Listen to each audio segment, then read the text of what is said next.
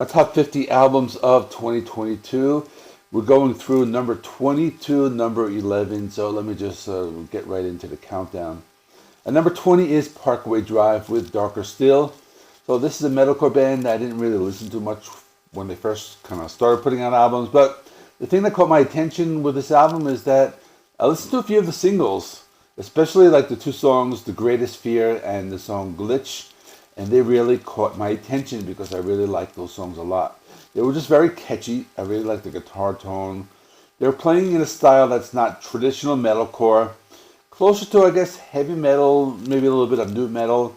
So for that reason, I became interested in the album. It's very good. I think if you're a fan of older Parkway Drive, you may not like it, but for me, I really like this new direction they were going in. They play mostly kind of like short, catchy songs. The guitar sounds very heavy. The vocals are very harsh. They're gonna have like this like deep like baritone style, and in general, the album is very good. So for that reason, I have it on this list. Number 19, White Ward with False Light. So White Ward released an album, and I guess this is kind of hard to describe. The album had a lot of buzz in the metal community. I know they're considered to be like extreme metal. They're considered like black metal, but I think at the core it's like a heavy black metal band, but they're not afraid to go in different directions. So the album is heavy. They use like saxophone throughout most of the album. The vocals are like mostly harsh, but they do different vocals. So other times they're clean. They have one song where it sounds like this like 80s like new wave Morrissey at one point.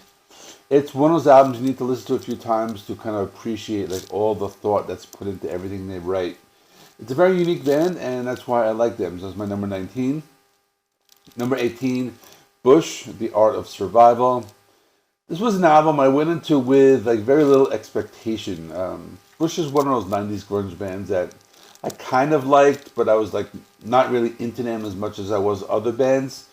So I wasn't really expecting much from this album, but then like when I listened to it, I was completely like blown away. I really loved it. And I had this ranked a lot higher when I originally like made my top 50. Then when I revisited it, it kind of dropped down like a little bit. Like it was in my top 10 at first, but it lost like a little bit of that luster, but it's still like really great. I mean, it's still deserving to be in my top 20. They're a lot heavier than I remember them being. They have this like thick bass sound, this heavy alternative rock. Number 17, Yorn with Over the Horizon Radar. So this is an album from a singer who I know is very famous in Europe. I guess he's not very well known in the United States. He's somebody I have heard of, but I never really listened to that much. But I listened to this album and I just completely loved it. After re-listening to it again, I just thought it was very good. I think the songs are very catchy. They're the type of songs that you memorize. They have a sing-along chorus, and the singer, Jorn Land, he has this very powerful voice. I think he has the potential of being the next like Ronnie James Dio. I mean, that's how good he is. The album is more like traditional heavy metal. I think his other stuff were more like power metal. It's just very memorable. The songs are catchy. They stick in your head, and that's why I like this.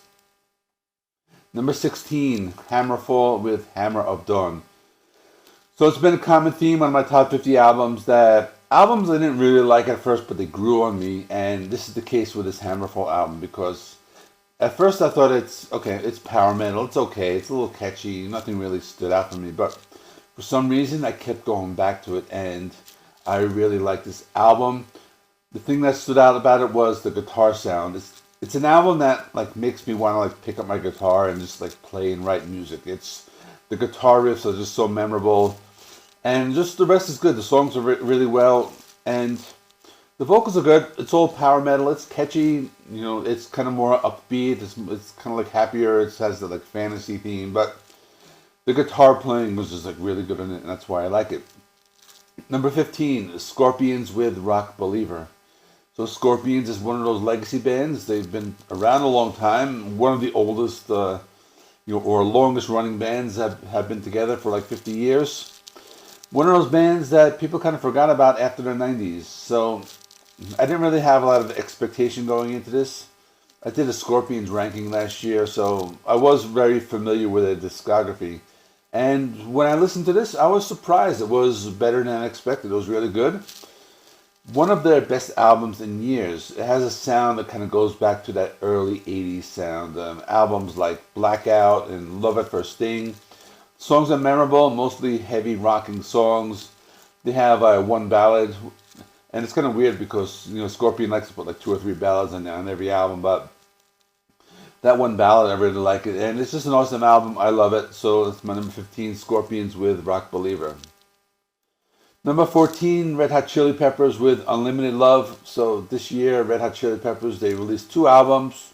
This was the superior of the 2. I didn't include the other one in my top 50, but this was a great comeback. The return of John Frusciante, produced by Rick Rubin, and it's a long album. Like during those sessions, I think they recorded like 50 songs, and they released 2 albums, but these were the best ones. It's just really good.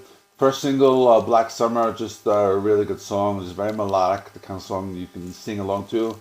They do like lots of different stuff. For example, like Poster Child goes back to those Mother Milk days. They have some like modern like Chili Peppers with like She's a Lover. That's kind of like a funky kind of song. They do some experimentation on songs like Veronica with those cool like vocal effects. And then the song Heavy Wing is really good. And that one has John Frusciante on vocals. So it's an album I go back to often, and I like it a lot. Number 13, Megadeth, The Sick, The Dying, and The Dead. So this was my most anticipated album of the year. I've been a Megadeth fan since I was about 16 years old. And it's good. I mean, I'm not disappointed by it, but, it's good. It's not the best album they've ever done, but, considering they're a legacy band and, these older bands are putting out albums, they're not always like their best work, but I think it's just very good for who they are. It's consistent, it's heavy, lots of like thrash metal riffs. Songs are very good. Favorite songs are We'll Be Back. Nightcrawler is probably my favorite on the album. And even Mission to Mars, kind of like cheesy lyrics, but I think that's a really good song. Overall, very good. Lots of energy, it's heavy. They're doing what they do well, so it's making my top 20. Number 12, Candlemass, Sweet Evil Son. This is a band I've known about for a while now. They play classic doom metal, so they're inspired by Black Sabbath, but they took that sound and took it to a new level. It's a band over the years they've changed their vocalists many times, but I think this was really good. It's an improvement over the album from 2019, The Doors of Doom. The sound is just very good. Lots of guitar riffs. They play slow and heavy music, and the thing I like about this album is that the songs are very memorable. They're not just heavy, but they have enough hooks, and the albums have a good replay value.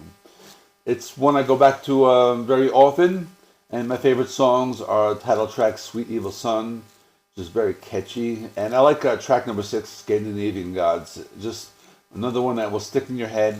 Really great sound. It's dark. It's evil. They're doing what they do best. And number 11 is Devin Townsend with Lightwork.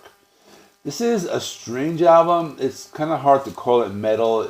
You don't really hear the typical elements you would in a metal album, but it's just very good. I think Devin Townsend, he's a very talented vocalist, and he really makes this album work. He could sing very high, and then he could sing very low, and everything, these songs, they have all these different layers of sound, so the album has lots of atmosphere. It's very dense, it's very futuristic. At the same time, just lots of melody. The sounds, sometimes it sounds like new wave 80s, but the way Devin Townsend uses his vocals, he just makes it sound heavy. My favorite songs are the opening track, Moon People. I like that melody. Call of the Void, that's the best vocal performance that he's done in a while. And the final track, Children of God. It's a long song, it's 10 minutes, but I think it's very well done. So it's a great album, and just everything he does is very good. So that is my countdown of 2011, and tomorrow I have my top 10 albums of 2022. So please stick around for that. Subscribe. If you're not subscribed, turn on notifications so you don't miss it. And thanks for watching. See you in the next one.